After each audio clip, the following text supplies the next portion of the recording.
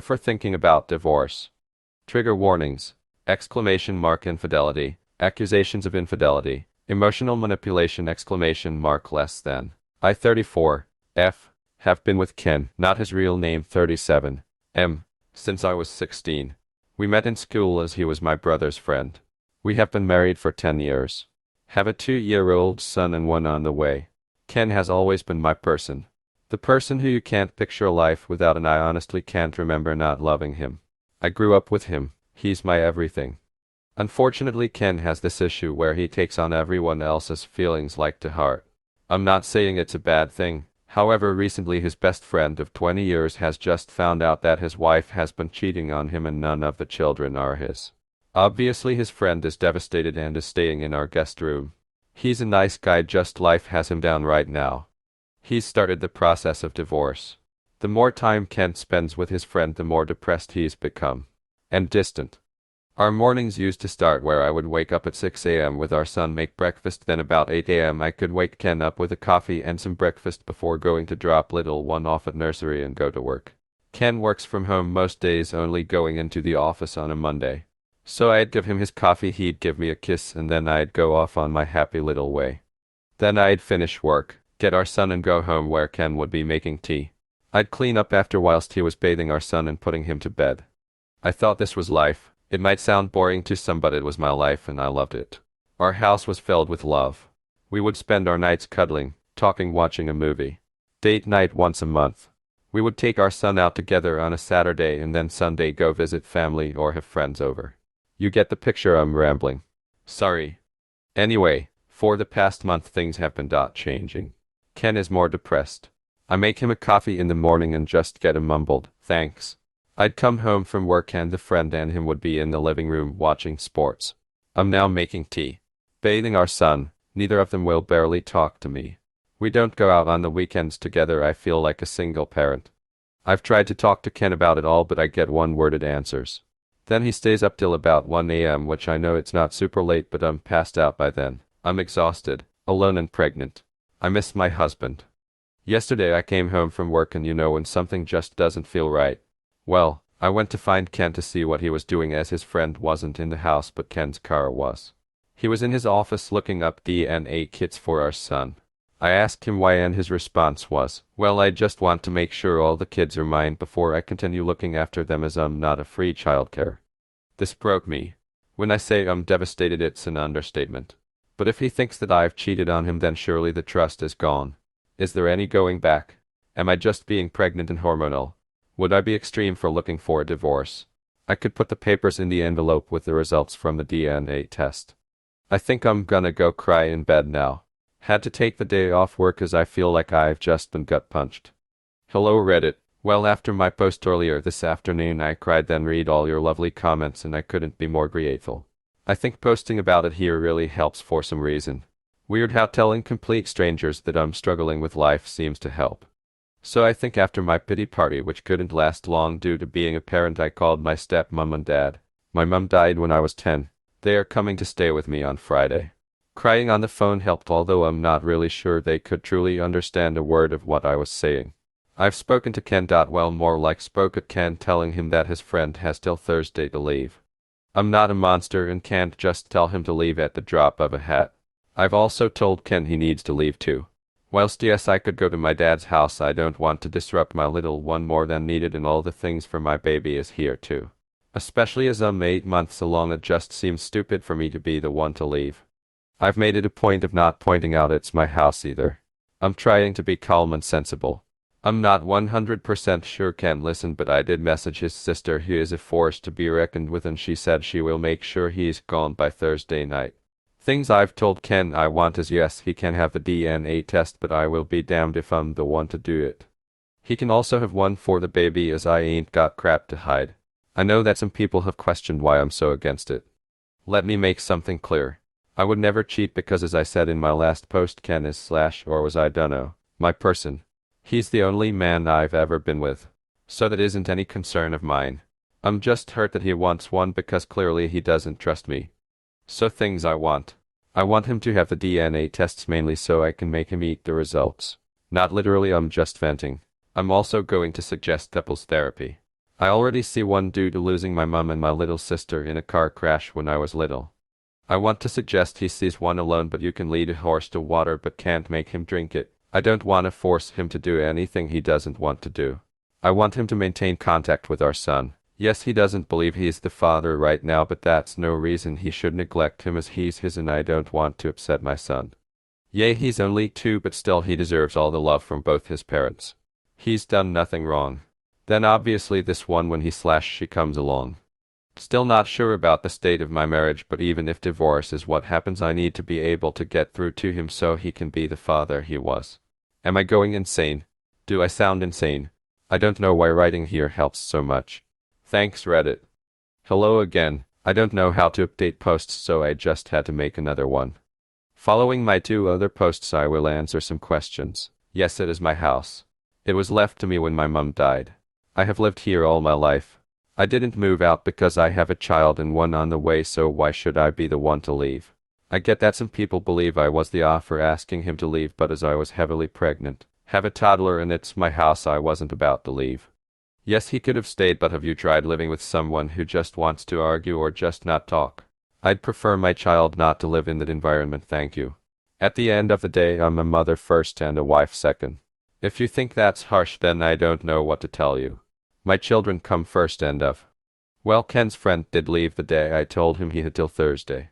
He wasn't happy about it and shouted some insults at me, which was amazing. Ken's sister came and picked up Ken.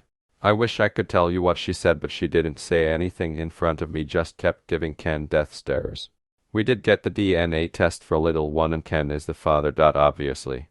Ken somehow thinks I've intercepted the results, even though I wasn't the one that did it. I wasn't the one that got handed the results, so he's clearly lost his mind. My dad came over, and whilst I was making tea, my waters broke. My little girl is here, she healthy and happy. She was 9 pounds 8 ounces, so no concern of anything with her. I'm now a mum of 2.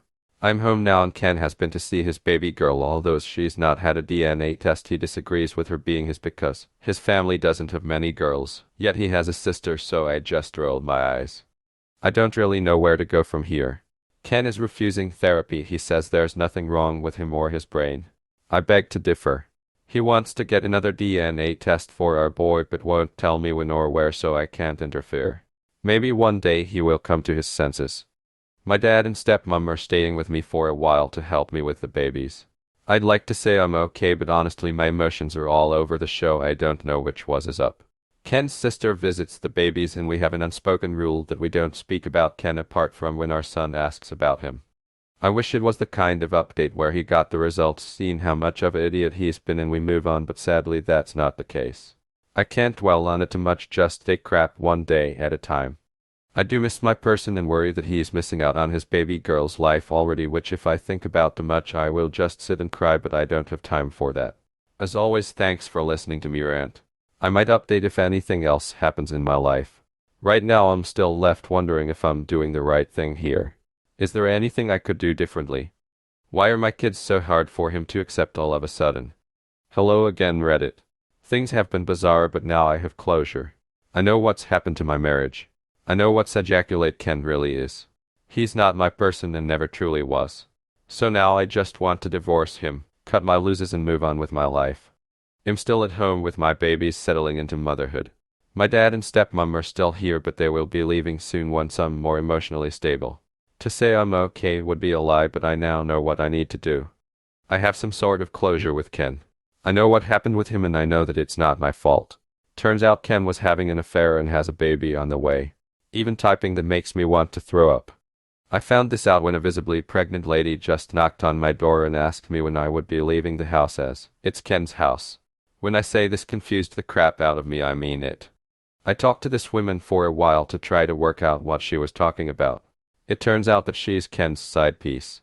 Well, technically in her head she's his fiancée. A month ago Ken got down on one knee and proposed to her in my ducking kitchen. Classy, right? So they have been seeing each other for a while. She's having his baby.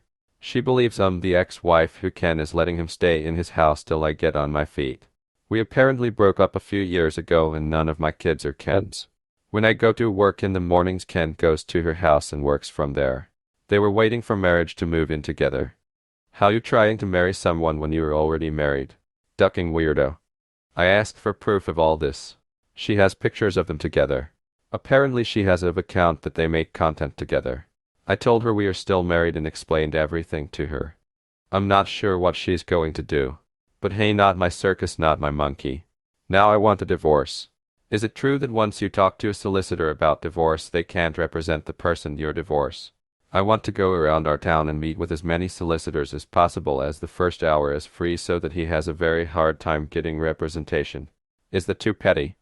The house is in my name only and is protected, so there is no way he can take it. I have all my money and we do have a joint account, but that's just what we put our share of household bills in. I haven't spoken directly with Ken. His family have completely cut him off and he's been kicked out of his sister's house. All those people that was concerned about him having tumor or something wrong with his brain, I really don't think that's the case. I think his actions just caught up to him, as his lies were going to come out once his baby was born. I think that's what happened. He got backed into a corner and tried to fight his way out. Through divorce process, I will get the court to do DNA testing so he has proof for both. Even if he chooses to not believe it. I'm mentally exhausted from all of this and sat wondering how I didn't notice. Might have to go for an eye test. But honestly, would I be so wrong for just making his life as difficult as possible to get legal advice, or is that too far? I want him to suffer. Well, hello there again, Reddit. I'm okay. I totally just forgot about my ramblings on here. I'm doing okay. I'm officially divorced from Ken. It took a long time to get to this part of my life, and at some points I actually felt like I was drowning. Both of my kids had a DNA test through the courts and they are Ken's. He still doesn't believe it. Not my problem though. Ken is now in prison for domestic abuse. I'm not 100% on the details because I wasn't involved. It was his side piece. I'd love to say that sometimes I don't break down in tears and I'm completely over it. But I'm not. I've now gone back to work though after my maternity leave was finished. I got a promotion. And now I'm used to living with just us three. My kids keep me going and I'm so proud of them. They go visit their grandparents and dad's side of the family and they have been so lovely and supportive. His sister is still amazing. I don't really know what else to say. Just I'm okay. I'm divorced and my children are thriving. I can't thank Ken for a lot of things, but I'm grateful for my children. Smiling face with smiling eyes. Top comment. Commenter. I have this habit of not being able to move forward once I come across a situation like yours. I need reassurance, confirmation, and even closure to even move on. Even though the situation doesn't involve me, I hate seeing women in marriages that have a husband that cheats. Now, you brought me peace in knowing that you're safe and thriving for your kids. I'm so happy that you have him out of your life, and I hope he rots in prison for his stupid behavior through all of this.